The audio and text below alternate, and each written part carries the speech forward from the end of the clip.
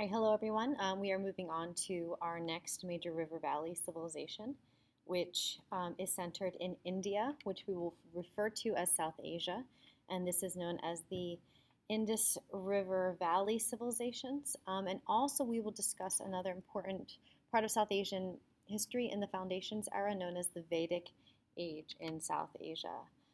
So, before we get into the nitty gritty, I want to make a little warning here because I've seen students mess this up in the past and mix up these two important phases within the Foundations era of South Asian history. All right, so we have two phases. The first phase, as I mentioned, is centered around the Indus River Valley. It begins around 3000 BCE. It declines, and then we see the rise of phase two, or the Vedic Age, which begins around 1500 BCE. Right, the Vedic Age is where we start to see the rise of Hindu practices and the caste system, things of that nature. Whereas earlier than that, we don't have a defined sense of their religion. We'll see there are some pretty unique features. When you're discussing the Indus Valley, do not discuss Hinduism.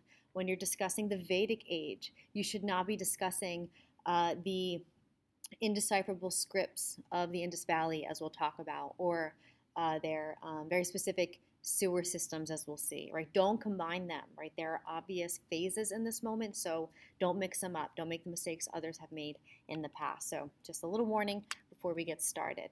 Okay, so the Indus Valley civilizations. The Indus River is right here. It is in what is modern-day Pakistan. And it rises around 3000 BCE, so shortly after we see the rise of Egypt.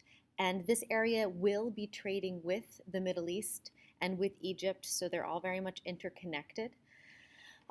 So instead of like one empire, what we're looking at are two very important city-states that most likely traded amongst each other, but two big city-states that functioned autonomously. The first is Harappa, and later we see the rise of Mohenjo-Daro. All right, so again, an interesting thing about them is they did have a writing system. So just like Mesopotamia has writing and various forms of writing throughout that region, and Egypt had its hieroglyphs, and Nubia had its Meroitic script, the Indus Valley also has a writing system, but we don't really know what it says. There's been a great improvement in trying to understand it in just the past few years, but it's still largely indecipherable. So they have writing, we can't read it. So we're very dependent on the archaeological record, and scholars feel very confident that they are assuming the correct things about this region, but maybe one day we'll find the Rosetta Stone that helps us understand this script, and we'll find they were totally wrong, right? But as of now, we're dependent on this script. And we can see most of this type of writing, which we kind of see up here, what are called seals, all right? So these kind of blocks that usually had some sort of writing up top, animals, and other items. This is some sort of tool here. So here we have like a bull, the writing, and some other stuff. Here are some other examples of like a crop right here and some writing underneath. Crop with like some little animal heads, some big water buffalo, some scene here with a person getting attacked by tigers. Not entirely sure. Another bull and a ship. So these might have been stamps of merchants and families. They might have been records of economic transaction. There's a lot of theories surrounding these, right? But there is writing, there are patterns with these types of glyphs here. So they were communicating. We're just not real sure what they said. But what we do know, because of the extensive work that's been done analyzing these sites archaeologically, is that this government, and these governments in both of these city-states were highly organized. We see one of our first examples of a grid city planning structure in Harappa and Mohenjo-Daro, which we can see in a partial view of Mohenjo-Daro here, and the grid-like structure. So this means that they didn't just kind of grow the city willy-nilly, right? If you were to tour one of the Mesopotamian cities, there'd be some winding streets. But to have a grid plan means that this was a founded city. There's planning ahead of time. So there obviously were some powerful people that preceded the rise of these city-states that kind of helped to plan this out and grow in a structured way. It also should be noted that looking at this city structure, there is obvious class going on. If you look here, the homes of what they believed were to be the upper classes or the nobility were much larger than the smaller kind of hovels, possibly, of the lower classes. And also for each of the two city-states, there's an obvious urban center, and then outside of the city-states, there's a lot of farmland that they seem to cultivate for the use of the city. So very, very organized. Also, there's a couple pretty unique features in these cities that give us an insight to the values of these societies. The first we can see here and here, these are related, and the next one is kind of up here. So the first two that I circled are examples of the sewage systems and running water that we find evident in both Harappa and Mohenjo-Daro. So this is an example of like a sewer system. So there'd be kind of pipes, some of them might have been made out of like clay that have disintegrated over time. Some are built into the actual houses. Usually the richer houses were built into it, and the poorer, smaller houses, it looks like there's evidence that they had little clay pipes that extended from their homes. But from the kind of the bathrooms or the latrines in each house, there was some connection to these central sewage systems that ran the sewage out of the city. This seems so obvious to us now, but this is freaking genius. No other cities are doing this at this point. Not Egypt, not Mesopotamia. I mean, if you think about most of Europe, it's not until almost the 20th century that England has a decent sanitation system. When we get to the Victorian era, we'll see people living next to their poop. So this is really, really brilliant. And also the fact that there was some sense of running water, usually by kind of pipes that use gravity to bring some sense of running water into usually the richer houses. Or there was a great central bath in the middle of Mohenjo-Daro that seems to have been open to the public. So not only did they know to get waste out of the city, they also knew people should be clean and that everyone had access to this in some manner. We don't know for sure how they came upon this simple yet brilliant discovery, right? That everyone having access to clean water, right, in a sewage system keeps everyone healthy. The important thing is that they came to it and everyone had access to it, right? So there's a sense of kind of equality and universality to the importance of clean water. Pretty interesting, unique feature. Also, what we see are these really interesting granaries that are stationed in each of these city-states here. These are the granaries in Harappa, which are just on the edge of the city. And I'll show you in the next slide where the Mohenjo-Daro ones were. What's interesting is that these granaries show evidence using like all this awesome radiocarbon equipment that archaeologists can use. And there's evidence that seeds from all the surrounding farms have ended up here, but not only that, that all the same seeds have ended up in all of the houses throughout Harappa and Mohenjo-Daro. So this is one of the possible silos that house these seeds. And the fact that all the seeds were found in all the different houses, whether rich or poor, gives evidence that there was possibly a central distribution type system for the food. So everyone has access to clean water. Everyone has access to a central distribution of food. And I have had students in the past that said, well, isn't that communist? And, I have to stop you there and say, no, that's not communism. Remember, communism, which you should have studied in the past, and we will, of course, review in this class, communism says there are no classes whatsoever, right? There's no rich, there's no poor, right? And everything is owned by the public. But this does point us towards some sense of socialism, right? That we have the public having access to and possibly controlling, water, sewage, and food. Perhaps the upper classes, and there are upper classes, we can see this in some of the huge housing structures that exist in these places. Perhaps these upper classes were very selfish, terrible people who wanted to keep all the riches for themselves. They perhaps learned quickly that when the poor get sick, they end up getting sick, via the sewage. And then if the poor can't eat and they refuse to work, then they're not going to eat. So we don't know their motivations, but this is a pretty advanced structure of society that we are seeing here. In terms of culture, again, lots of holes to fill that maybe one day we'll learn, but what we can tell from the archaeological record is that they were polytheistic, like almost every other society. And again, we can see this through a lot of the seals and other etchings, right, that are throughout these two city-states. So here's one of the most prominent figures that we see in a lot of different places in Harappa. And it seems to be an anthropomorphic type man, so a man seated, possibly with horns on his head, also possibly with 3 or maybe even 4 faces. Maybe the 4th is looking back. He's sitting in a meditative stance, so we can see his legs are folded underneath him, his hands on his knees. And so he seems to be some sort of guru or priest or maybe even a god. He's surrounded by these animals. And controlling animals is always seen as a kind of a religious rite or activity in the early world. So maybe it's connected to what we talked about with the Paleolithic people. But here he is. What's also interesting is that, this possibly is a precursor to or shows the influence that these early belief systems had on later Hinduism, right? If we think about meditation, when we meet the god Brahma and his 4 heads, we can't confirm that this influenced that, but it's a really curious comparison. Another important part of all early religions, and we see it has its place here in the Indus Valley, is infertility. So here is the dancing girl of Mohenjo-Daro, and she is a young girl. Some of her body is being shown off here, just like we saw with the Venus figurines and other examples throughout history.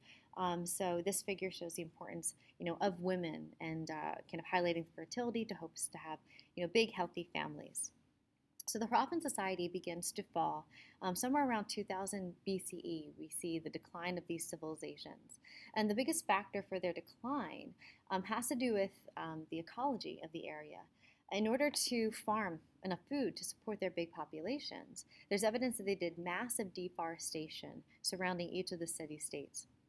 And over time, they ruined their environment so much that they could no longer grow enough food to sustain these populations. And so it's not like they all died and there was like massive war, so much as people kind of retreated to the countrysides and to smaller villages. And we see a decline in urbanization and thus the fall of these centers of power.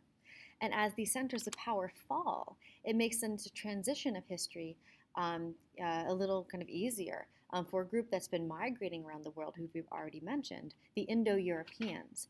And a group of Indo-Europeans migrating into South Asia starting around 1700 BCE are the Aryans.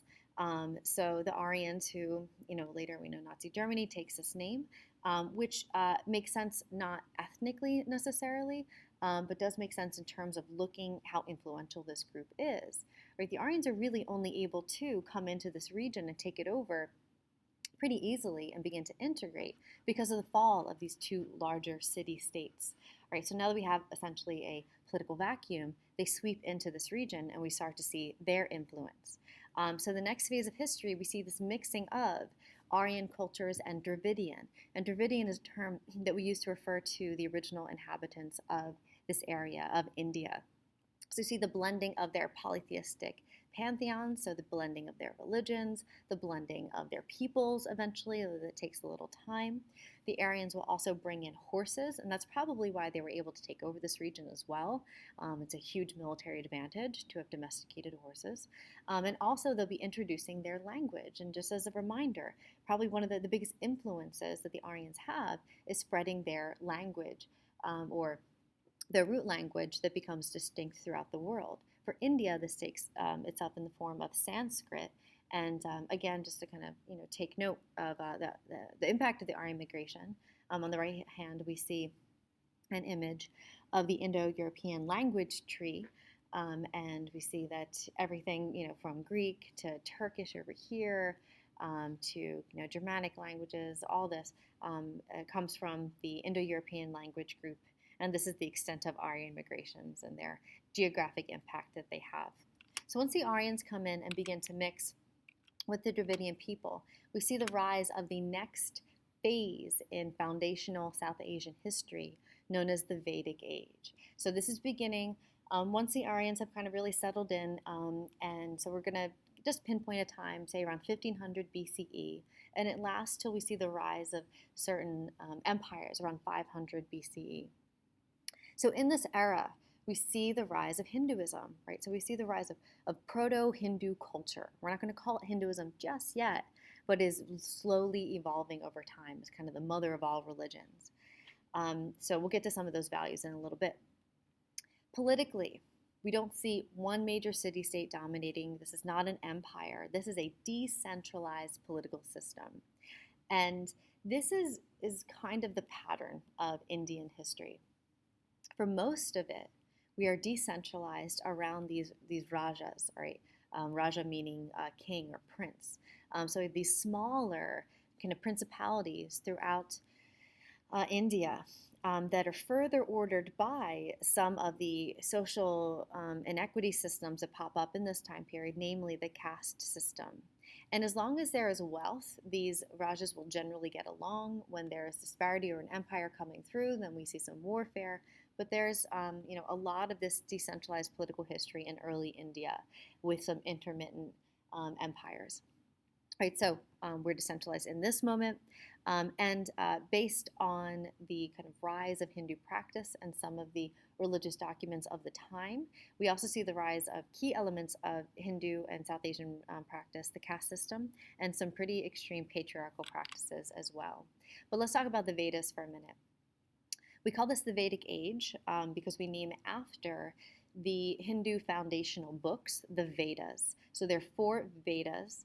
The Rig Veda, the Yajur Veda, Sama Veda, Atharva Veda. If you can't remember those, that's fine. I would know the Rig Veda, though, as it is the first.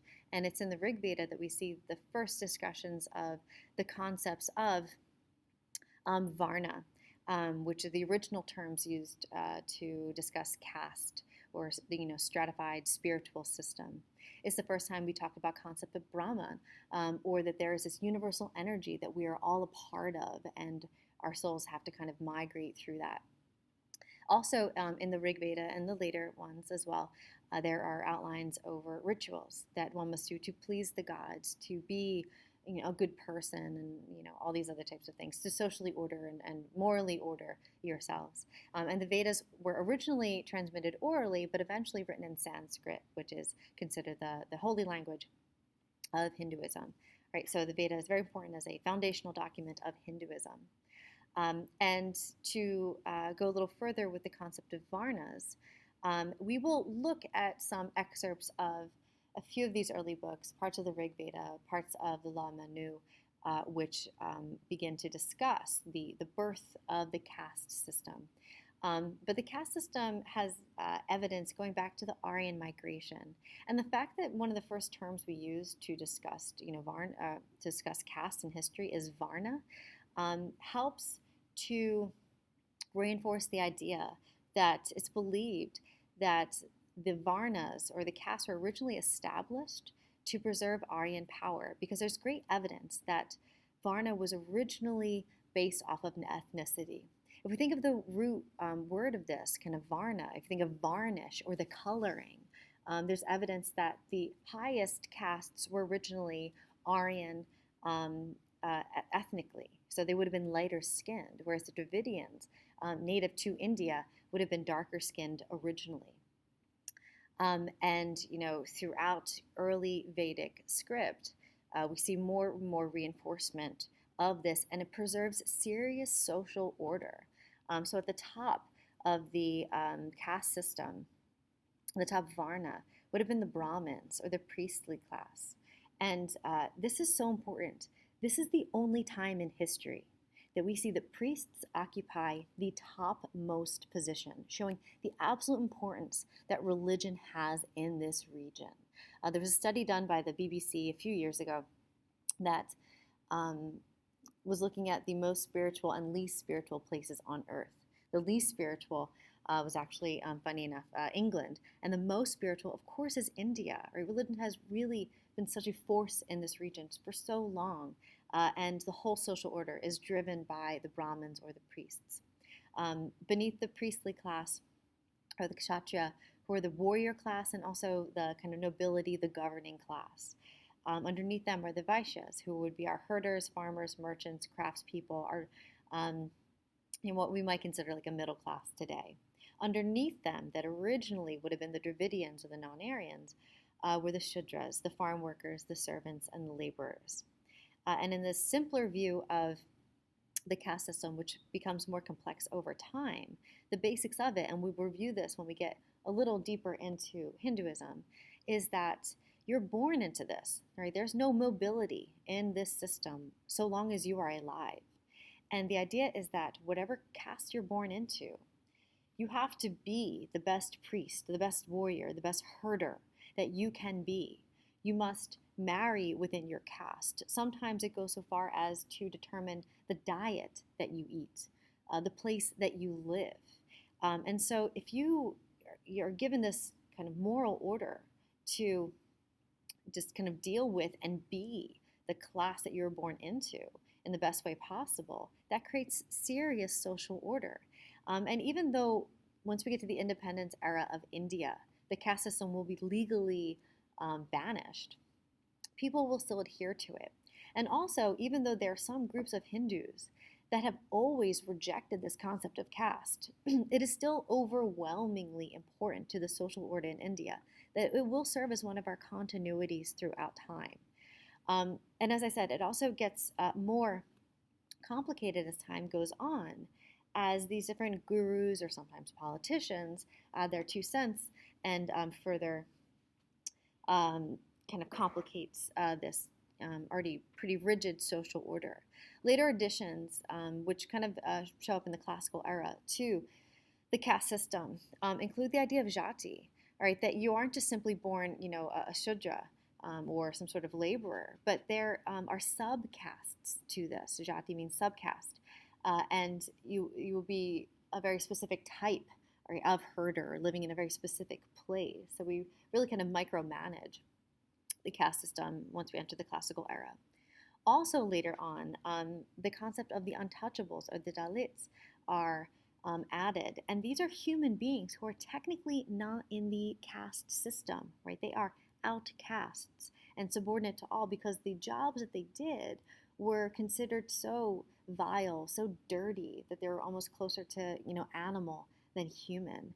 And those things could have included being street sweepers, as it says on the slide here, cleaning latrines, gathering bodies from the river, burying the bodies. You'll see here cobblers, which are people who work on shoes.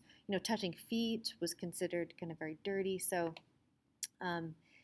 they become outcasts. And as we'll go a little further, this means that they were very discriminated against in society, and this still persists as a problem today. This starts in the Vedic age. Also, another major form of inequality that we see rises in this era is extreme patriarchy. So we start to see discussions of how impure women are and how subservient women must be in this era. One of our strongest examples of that is in the law book of Manu. There's discussion of women, and there's discussion of, even in the process of reincarnation, the question of whether you have to be a man to properly move up the ladder of samsara to eventually enter into nirvana. That if you live your life as a woman, you need to be reborn as a man before you can enter essentially into like heaven. Also in the law book of Manu, there's discussion of sati, which is the concept of widow burning, which is the practice of when a woman loses her husband. And after her husband dies, she's expected to throw herself on his funeral pyre and self-immolate. And of course, the value that is said here is that once a husband dies, his wife no longer has purpose because her purpose is to serve him.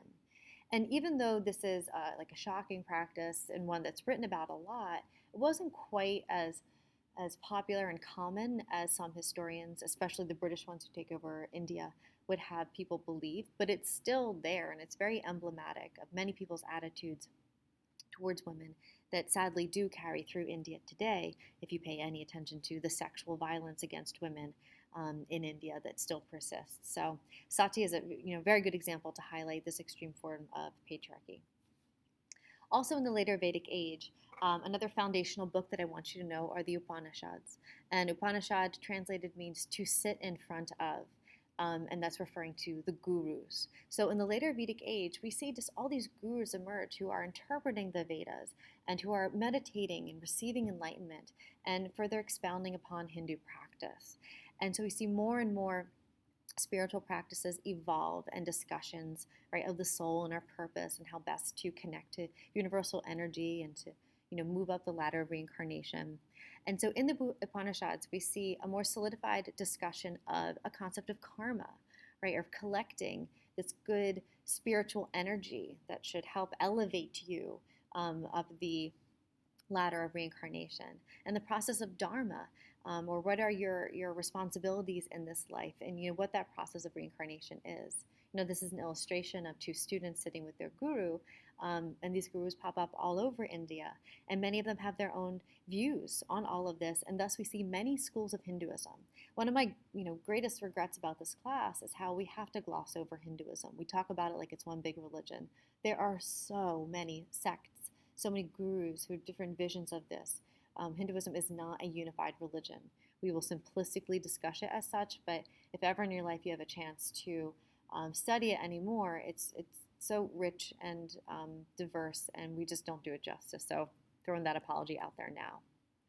All right, but the basics that we see come out in the Upanishads, which people then continue to discuss as gurus in a more unique way, is that the ultimate goal of a human is to actually exit the cycle of reincarnation and to eventually enter into moksha with the universe. So the way that you generally do this is that during your life, you perform your dharma, all of your duties in this life, right? So if you are born a Brahmin, whatever your role specifically is as a Brahmin, you are the best priest you could ever be, right? You live a spiritually pure life. You eat the diet you're expected to eat. You marry within your caste. You live in the area you're supposed to. If you're a female and you can't be a priest, you are still abiding by all the important duties that are expected of a female Brahmin, right? And the more that you do that, and we'll go further with this also includes things like not ever doing violence to others, right? Concepts of ahimsa.